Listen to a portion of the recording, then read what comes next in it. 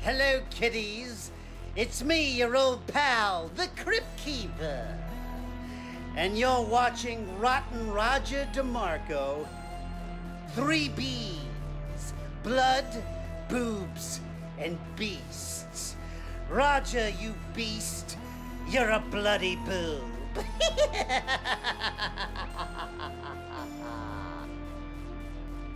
Hello, internet fans. It's your old pal Rotten Roger DeMarco here from 3bproductionco.com. And this week, we're going to be talking about Herb Fried's 1981 film, Graduation Day. Yeah, we're in a new setting.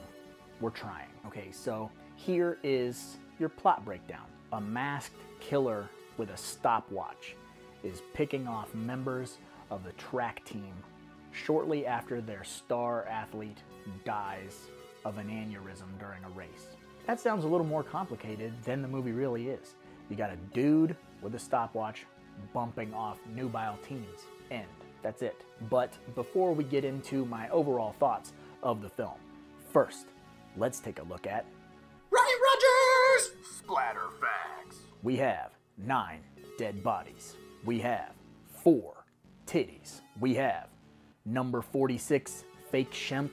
We have crotch squeezing. We have gratuitous red herrings. We have an impromptu musical number. And we have teacher seducing.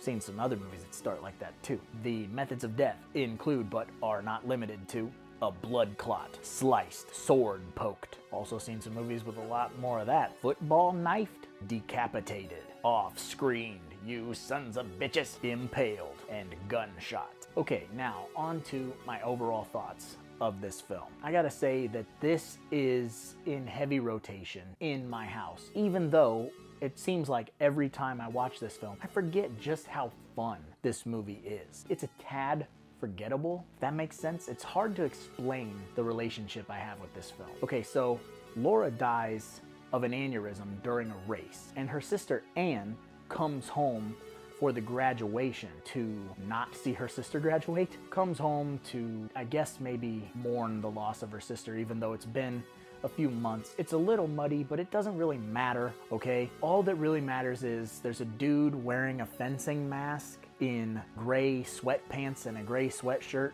running around with a stopwatch fucking killing teenagers. And it's super fun. I do really like the idea of the killer using a stopwatch. I think that's unique. I think that's super fun. I'm not sold on the fencing mask though. The fencing mask is not necessarily intimidating, yet you fast forward 20 years and Urban Legends Final Cut did the same thing. They use a killer in a fencing mask. I'm not sure. Maybe I'm just missing something because I'm not intimidated by a screen door on your face. Whatever, we gotta have a killer dressed like something. Fireman, miner, class clown, whatever. This movie does a really good job of utilizing the killer POV shots so you don't spend too much time seeing what the killer looks like. You don't get too much of him, so he remains intimidating. And it's not until around the final act of the film where we start seeing the killer running around. And that's where, in my opinion, the film loses a little bit of its punch because, again, it's sweatpants, a sweatshirt, and a fencing mask. Spent a lot of time talking about this killer's look. This movie does have some very ultra skeevy dudes. That's just an 80s thing, but guys that just don't take no for an answer. Pushy, clingy, rapey guys in this movie, and that's like a giallo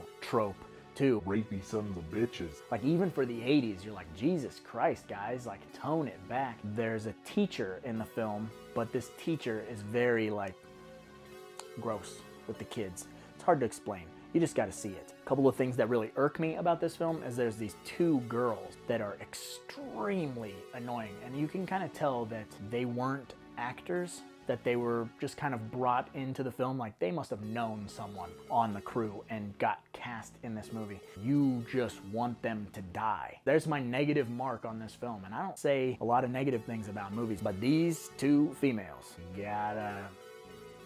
One observation that I made while watching this film is that apparently the day before graduation is 75 hours long.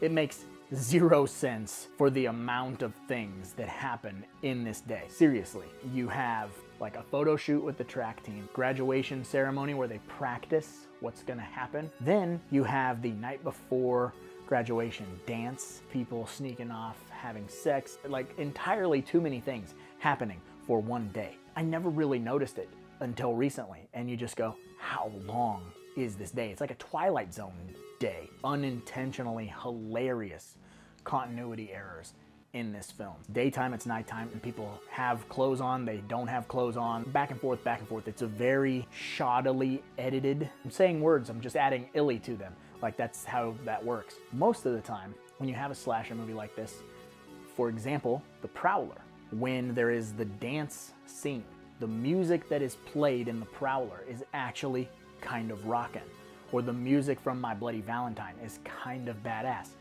But in this movie, the music that's played during the dance slash roller skating slash whatever the fuck is happening is so bad. And the scene goes on forever and ever, and you just kind of want to drill your eardrums out. I'm being a little harsh on her. I have to say that as much as I'm harping on this movie, it's super fun. It's definitely a Saturday night movie that is meant to be experienced with your friends. This isn't gonna scare you. Don't get that twisted. Don't get that misconstrued in any way, shape, or form. You're not watching Graduation Day to scare your date. You're watching Graduation Day with your buddies. That's what's going on with this movie. So if I'm a little harsh on it, it's all with love. I do watch this movie frequently. I care a great deal for this movie, but there are some fucking glaring, hilariously bad things about it. First of all, Principal Guglioni, which is the greatest fucking name of all time, is the best character in this movie. This dude does not give a fuck about anything, and he's just trying to get the kids graduated so he can fucking have his summer vacation. Short of this dude doing blow on screen, that is the adult that we're all gonna grow up to be, is Principal Guglioni. And you know, the thing about this movie is the same with all slasher films, is that this is just a good old-fashioned revenge motif. You have something catastrophic that happens at the beginning of the film, and then people start getting bumped off because they are either directly responsible for the tragic accident or happening, or they are guilty by association. And this does a really good job. This is an early slasher film, 81, so it hadn't been beat to death yet, and we hadn't seen everything yet. And there's a couple of things in this movie towards the finale that are shocking, that did get sort of ripped off by bigger slasher films. This movie doesn't get the credit or the recognition that it deserves for some of those very gnarly things that happen. And that's why I'm here, to tell you about it and pique your interest so you can check it out. It's not overly gratuitous with the gore, and you know, the nudity is to a bare minimum. I didn't even mean to do that. The nudity is not as over the top as even, say, some of your Friday the 13th films or anything like that. It's a little bit more reserved, right there on that edge of that hokey side, to where it's not necessarily being taken seriously, even though some of the stuff on the screen is the first time you're seeing it. It's not a trope yet. It is important to note, like in my splatter facts, that I did say the number 46 fake Shemp, because the girl who played number 46, which I forget her name, I just call her number 46 because it's hilarious to me, was cast as one girl, and then when that actress declined to do the nude scenes that were required, the director kind of edited out most of the scenes with her and then replaced her with the Scream Queen, Linnea Quigley, because Linnea Quigley would do nude scenes.